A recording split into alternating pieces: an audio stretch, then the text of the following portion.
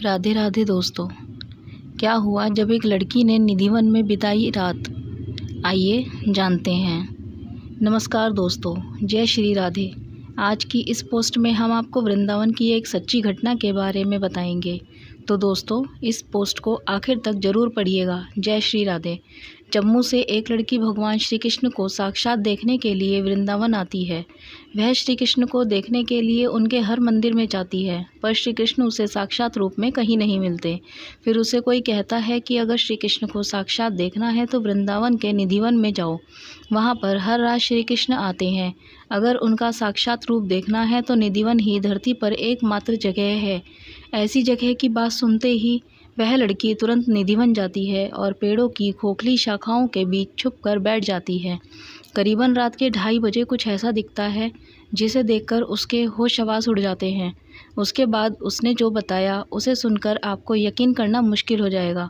आखिर उस लड़की ने रात के 2:30 बजे ऐसा क्या देखा? उसके बाद उसके साथ क्या हुआ? क्या वह जिंदा बच पाई या वह पागल हो गई? तो दोस्तों यह सच्ची घटना को सुनने के बाद आपके होश उड़ जाएंगे। जम्मू के कटरा में एक छोटी सी बच्ची अपनी माँ के साथ रोज़ाना भगवान श्री कृष्ण के मंदिर में जाया करती थी। उसकी माँ रोज़ाना भगवान का श्रृंगार करती और पूजा पाठ करती। वह छोटी सी बच्ची माँ को रोज़ देखा करती थी।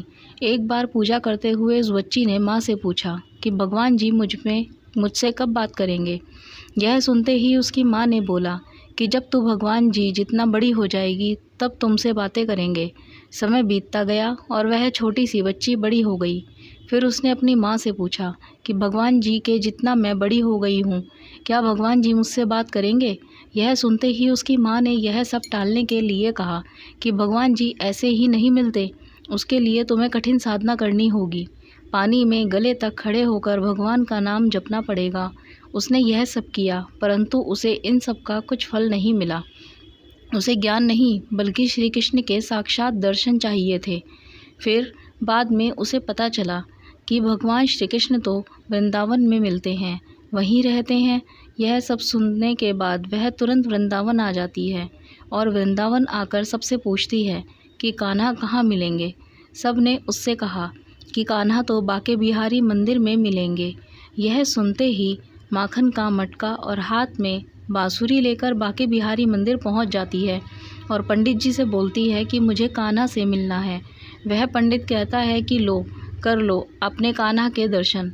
यह कहते हुए पंडित उस लड़की को बाके बिहारी जी के दर्शन करवा देते हैं, परंतु वह लड़की बोलती है यह तो मूर्ति है, मुझे तो असली कान्हा से मिलना है।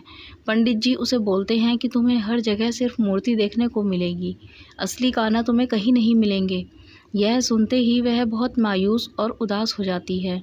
सब होते हुए एक बुजुर्ग देख रहा था और वह उस लड़की के सामने आया और बोला, अगर तुम्हें कान्हा के दर्शन करने हैं तो तुम्हें वह निधिवन में मिलेंगे। आज भी वह रात के वक्त निधिवन में आते हैं और गोपियों के संग रास रचाते हैं। यह सुनते ही वह निधिवन जाती है और शाम के वक्त चोरी छुपे निधिवन के पेड़ों की खोखली शाखाओं के बीच छुपकर बैठ जाती है। करीबन रात के 2:30 बजे उसे ऐसा दिखता है जिसे देखकर वह अपनी आंखों पर यकीन नहीं कर पाती है। वह देखते ही कि अचानक निधिवन के सारे पेड़ गोपियां बन जाती हैं और वहां स्वयं श्री कृष्ण आते हैं और रास रचाते हैं। यह देखकर वो बोलने लगती है कि कान्हा मुझे छोड़कर मत जाओ। फिर श्री कृष्ण उसे कहते हैं, मैं तो हमेशा से तुम्हारे साथ था, मैं कभी तुमसे अलग हुआ ही नहीं, मैं हमेशा से ही तुम्हारे दिल में मौजूद था। यह सुनते ही वो लड़की बोलती है कि कहाँ हो मेरे दिल में, मुझे अभी दिखाओ। उसके बाद श्री कृष्ण जी ने उसे अपना वह रूप दिखाया जहाँ वह कण कण में वास करते हैं। यह सब देखते ही वह लड़की बेहोश होकर ज़मीन पर गिर जाती है। जब उसकी आंखें खुलती हैं तब उसे कण कण में भगवान दिखने लगते हैं, चाहे वह दीवार हो या फिर ज़मीन पर चल रही चिड़िया या फिर जानवर और पेड़ पौधे, उसे कण कण में भगवान दिखने लगते हैं। दोस्तों आपको जानकर आश्चर्य होगा कि वह लड़की बाद में श्री कृष्ण से विधिवत शादी भी कर लेती है। इस लड़की को लोग आज भी मीरा कहकर बुलाते हैं और आज भी वृंदावन की गलियों में कहीं ना कहीं आपको देखने को मिल जाएगी। आपको यह पोस्ट ज़रूर पसंद आई होगी। राधे राधे।